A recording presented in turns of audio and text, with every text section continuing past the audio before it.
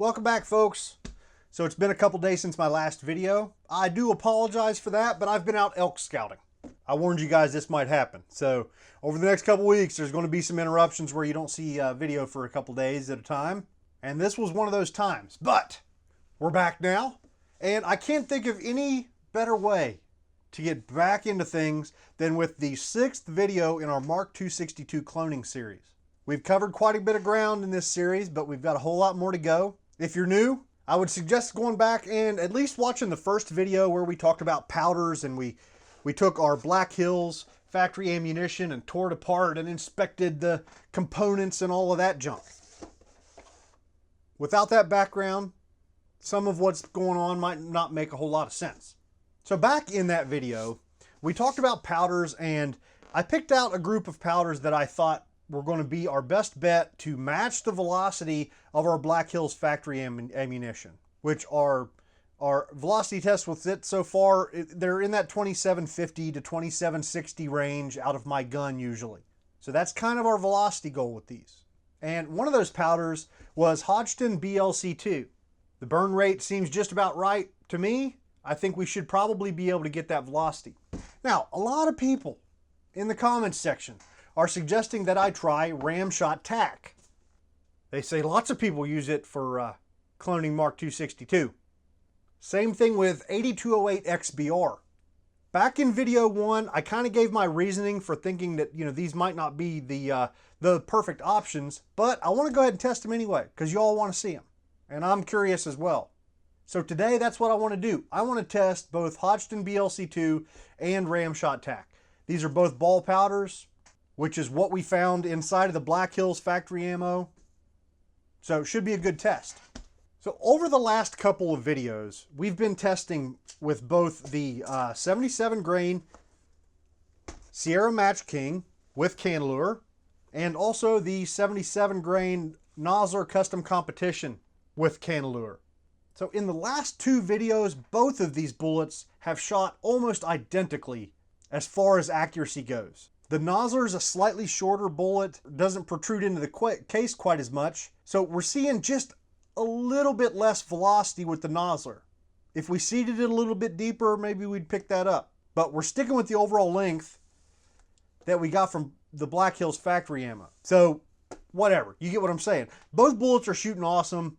Nosler's like 10 feet per second slower, and I think we've reached a point where testing every powder with both bullets is not necessarily going to be worthwhile, right? That's not the most efficient use of our bullet budget. So I think at least here for a couple videos, we'll see how it goes. But I want to just switch to using 1 bullet per video, and maybe we'll switch back and forth between videos or something like that. But today, I just want to shoot the 77 grain Sierra.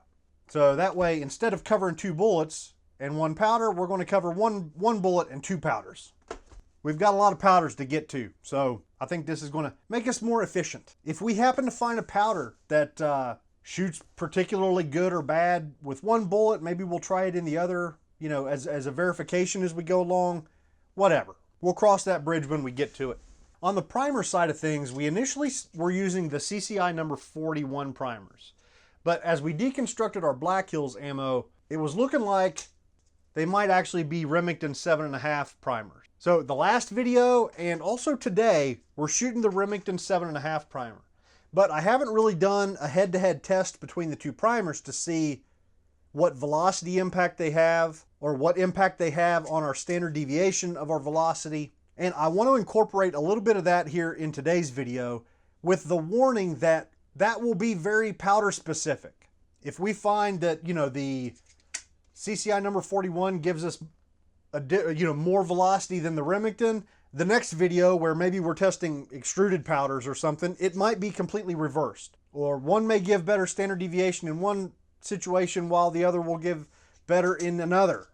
You get what I'm saying. But I want to try a little bit of a test with them today so that, I don't know, maybe if the 7.5s are significantly cooler than the CCIs, maybe we'll know it.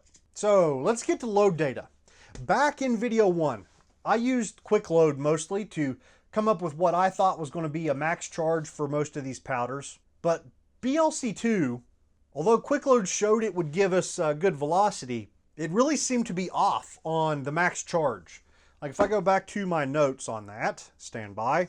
Yeah, I had come up with 24.6 grains in quick load, but if we look at the Hodgdon website, they show 24.9 grains, and that's 223 pressure, right? They're showing 50,700 CUP, so that's 223 pressure. So I ran my numbers looking for 556 max pressure.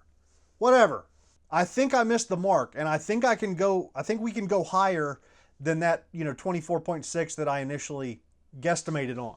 Now, a really confusing thing is that if we go to the Hornady manual, right, which we give a hard time all the time because their data is often very low, they show with their 75 grain bullets that they go all the way to 26 grains with BL-C2.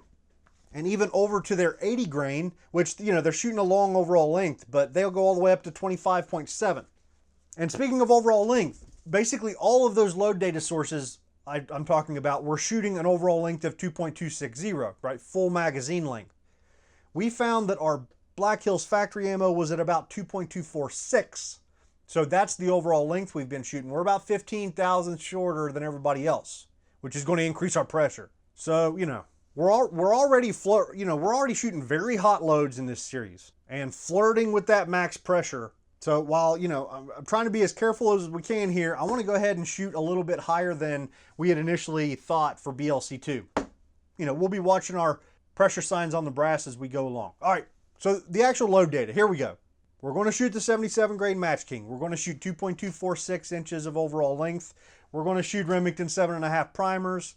And with BL-C2, I want to start at 24.3 and go up to 25.5 in 0.3 of a grain increments. Now, on the Ramshot side of things, we're lucky that the Western Load Guide, they're the ones who make Ramshot and Accurate powders.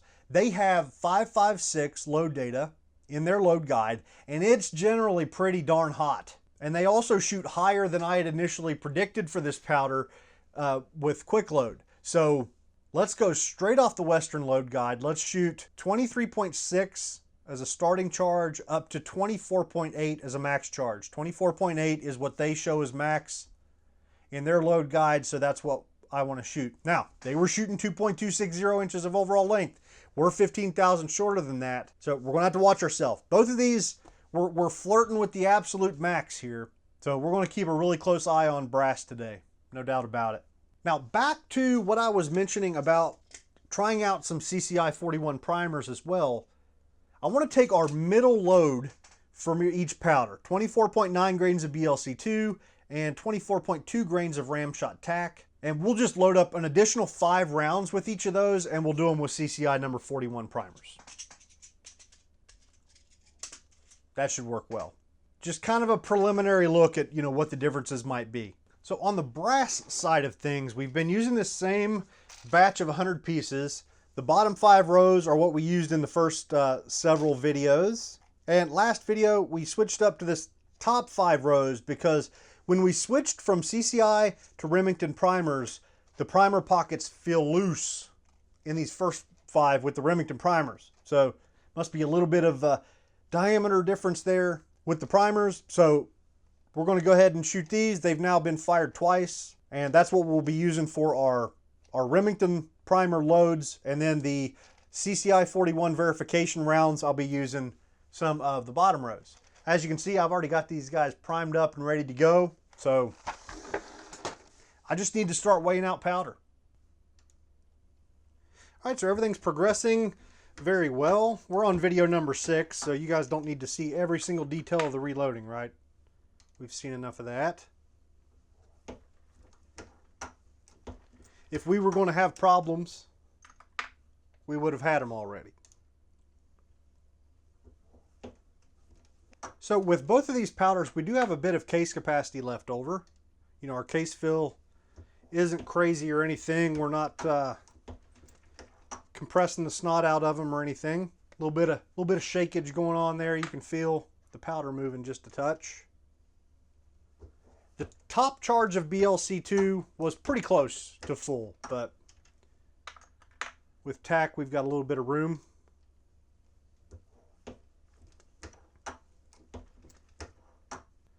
I broke my poor RCBS Uniflow. It was only a matter of time. I've had this guy around 5 years or so, I think. And it's had a rough life. I'm not easy on it.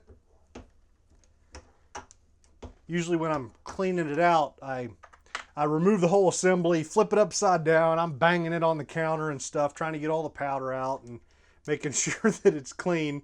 And I finally cracked the plastic at the bottom of the hopper. I don't know, my camera's not high enough for you to see that, but yep, I finally cracked the plastic. So I need to decide whether I want to try to glue it back together, or I don't know if you can get a replacement hopper and then glue a new one in there.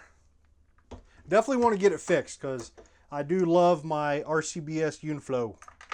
It's a good one, especially like this video where we're talking about ball powders. They just meter so well in the RCBS that I've really come to depend on it. All right, we're finally done. Just one more to go, so let's get out to the range.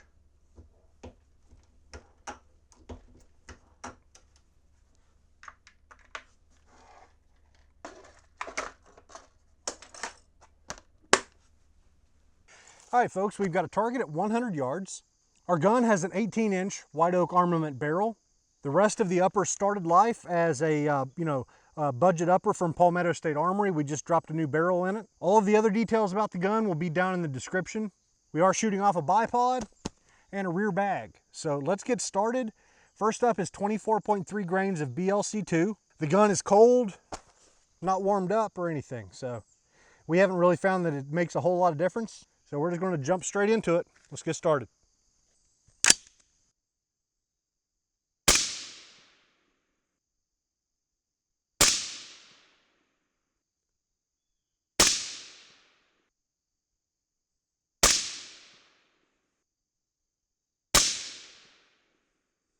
So our velocity is a good bit lower than I was expecting to start with. And the brass looks fine.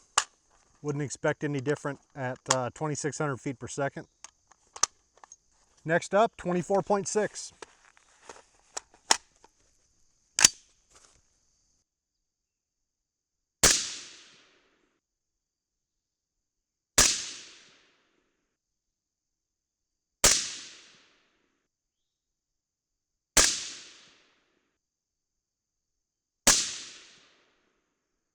All right, so that was a pretty decent group.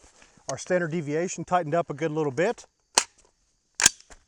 But these velocities have got me worried. I don't think we're going to get there. But next up, 24.9.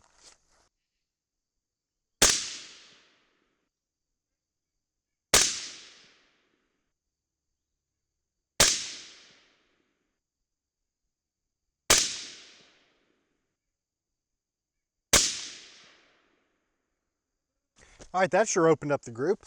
Man, the sun has come out and screwed up my camera settings, hasn't it? There, that's better.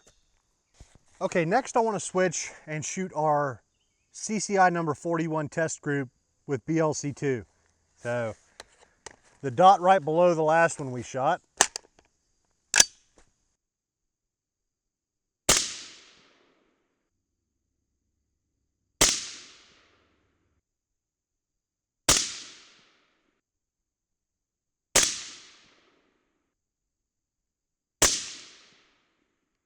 Okay, so the difference there was only 2 feet per second. Remington's gave us 2672 and the CCI's gave us 2674. Interesting. You know, just a preliminary little 5-shot test, but it'll be interesting to see if TAC is the same way. So, all right, let's move forward. BL-C2, 25.2 grains is next.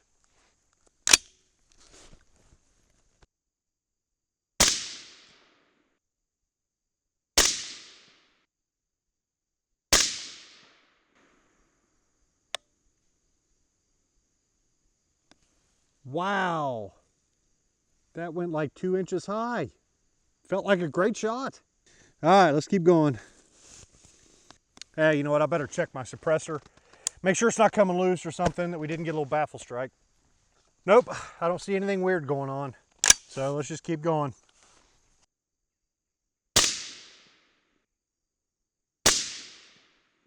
Okay, another one way out to the right. Wow.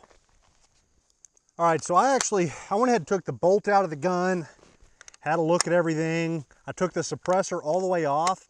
I double checked my clearance with my chronograph. Everything looks fine. So for some reason, accuracy is just falling apart here on the top end with BL-C2. Our last group, we started getting some ejector swipes on our brass. It's not crazy. I want to go ahead and move forward and shoot this next one. Basically, I'm just curious to see whether it's going to continue opening up these groups, because this is bizarre. I mean, to see a powder go from shooting 1/2 inch groups to maybe a 3/4 inch group to a 3-inch group, it's just not something you see every day. So here we go, 25.5.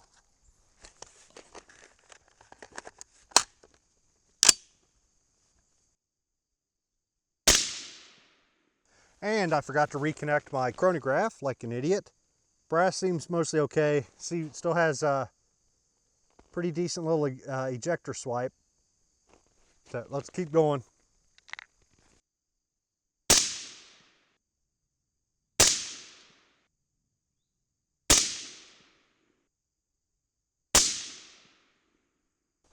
All right, so we did get there in the end with velocity. Very interesting. So I'm looking forward to switching over to TAC here and seeing how these groups tighten up. Hopefully there's not something going on with my gun. But those were some nasty groups. I don't think we've seen any that gross during this series. But before we switch to TAC, I'm going to give the gun plenty of time to cool down. I'm going to take a little break, 20 or 30 minutes or so. My eyes need a rest anyway. So, all right, folks, had a little break. Let the gun cool off. And we're ready to get started with Ramshot TAC. First up is 23.6 grains.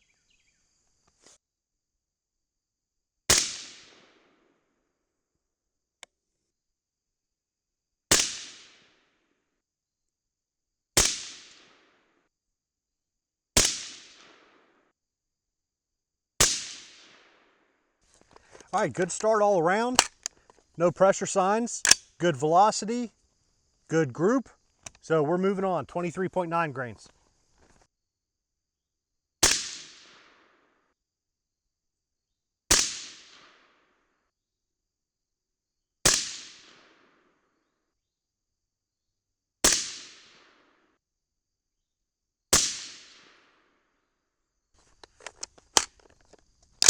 $24.2.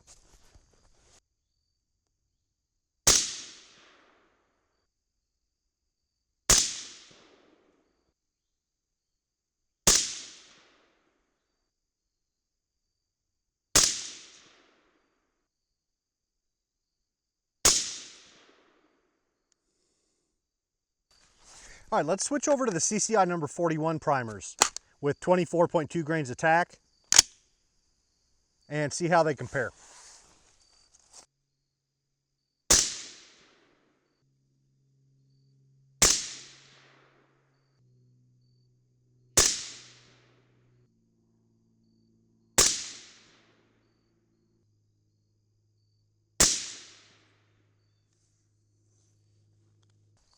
Okay, so that was a pretty significant increase in velocity with the CCI number 41. 37 feet per second faster. A little bit better standard deviation number, but a crappier group. The CCI 41 primer, so the CCI brass that was running 2730 did have some ejector swipes on the brass, showing a little bit of pressure signs, where the Remington primers haven't given us any pressure signs yet. So moving right along, 24.5 grains, back to the Remington primers.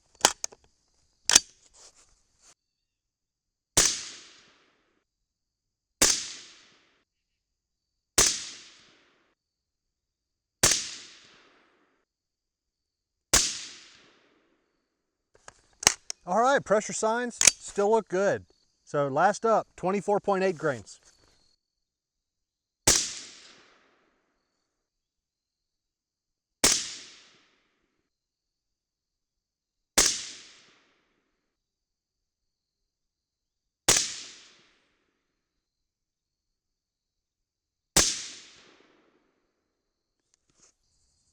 All right, so TAC hit our velocity target after all.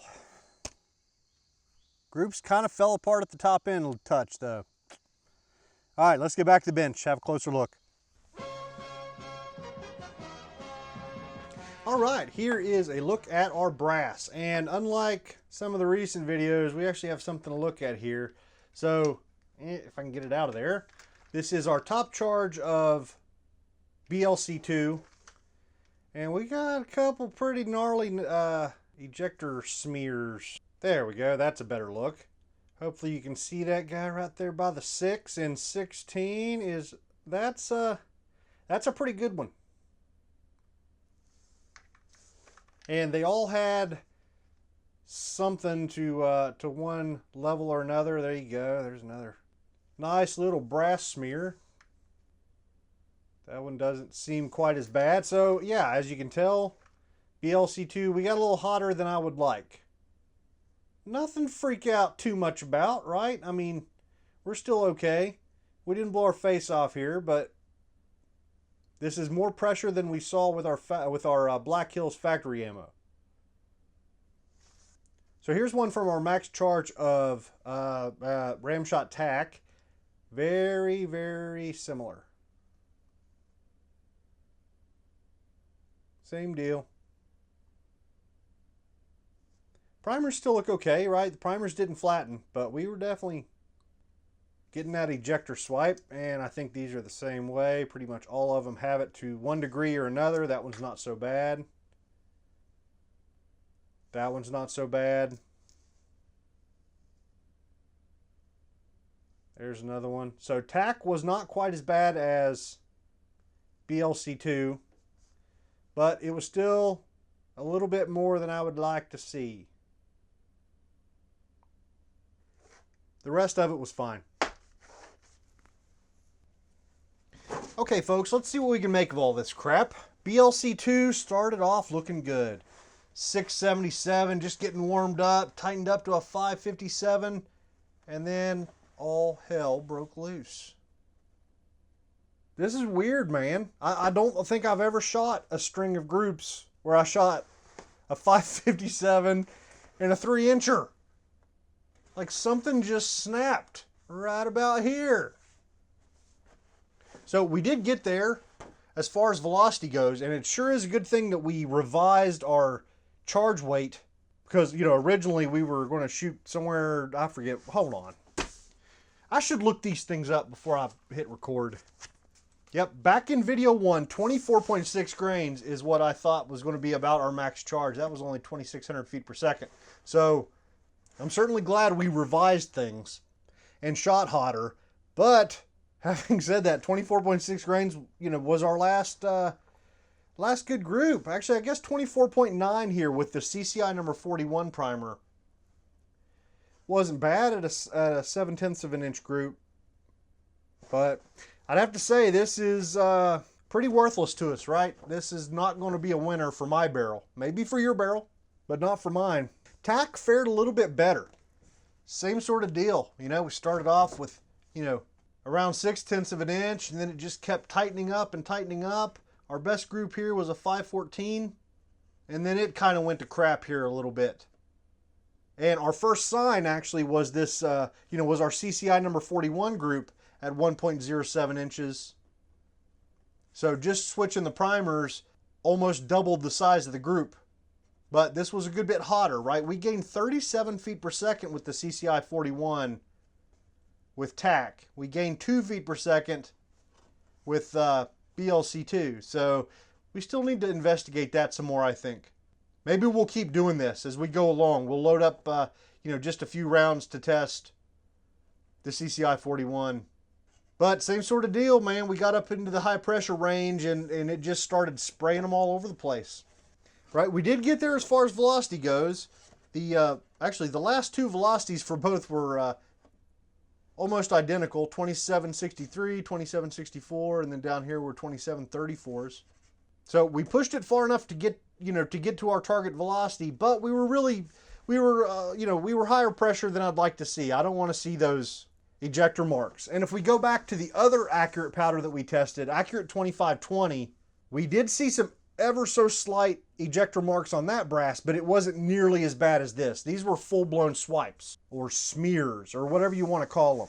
So TAC, I mean, I'm a huge fan of TAC. If you haven't watched 6.5 Grendel videos and some other videos, like I like TAC. I keep TAC around. You know, it's one of my powders that, you know, gets pulled out pretty often. But I think for pushing it this hard, it just wasn't quite the right choice. Now, 2,700 feet per second, you know, you go like right here, call it 2,700 feet per second, lights out, dude. Shoots awesome. So I guess the takeaway from this video is both of these powders shot really, really well on the low end. Or I wouldn't even call it the low end, right? I mean, these are already, we were starting high. So reasonably hot loads, shot just fine, but then when we really tried to push them, everything just kind of fell apart. You know, I don't think this is barrel heat related or anything like that. We've been pushing the barrel in all of the other videos the same way. And actually, today should have been better because it was only 74 degrees outside when I started shooting, where the last several videos, it's been in the 90s. It's been miserably hot. So I don't want to blame barrel heat. So yeah. So I learned the basics of reloading from my grandfather. He's been a reloader my entire life. So even, you know, when I was a little kid going down in his basement, his reloading room it just seemed like the most awesome mad scientist chemistry set on the planet. And he's a very friendly sort, you know, friend to everyone. Doesn't have a bad word to say about anything, except for BL-C2. He hates BL-C2. He's always hated BL-C2. If I ever want to get him going, all I have to do is mention it and then just sit back for about 30 minutes and listen to him rattle off all of the failures he's had with BL-C2 as far as trying to work up loads in his various guns and various cartridges that he always reloaded for. So I am very prejudiced against BL-C2. This is the only can I've ever owned, and it's still pretty full. Because I just always avoided it because he hated it. But once I started making YouTube videos and people, you know, mention it and want to see it, and I get into other cartridges like, well, you know, 6.5 Grendel, you know, this is brought up a lot as a powder for 6.5 Grendel. So I picked it up. But man, when we... And I tried to go into this load here, you know, like this was the perfect scenario. We've got a bullet that is shooting amazing with just about every powder. So I went into this with a lot of hope that, you know, BL-C2 might be able to get on my good side. And it was looking good there for those first couple groups. And then it just all went to crap. So yeah, I guess you could say I'm just not really a BL-C2 fan. And today didn't really help. So I think that's where we'll leave it today. The next Mk262 video, I think what I'm going to shoot is 8208 XBR and maybe AR comp or IMR 4895 or H 4895. I still haven't decided between those two on which one to try, but it'll probably be a couple of extruded powders. And hopefully that video will be coming later this week. So I think that's where we leave it. If you want to help support the channel, please come to patreon.com/reloading. And I will see you guys next time.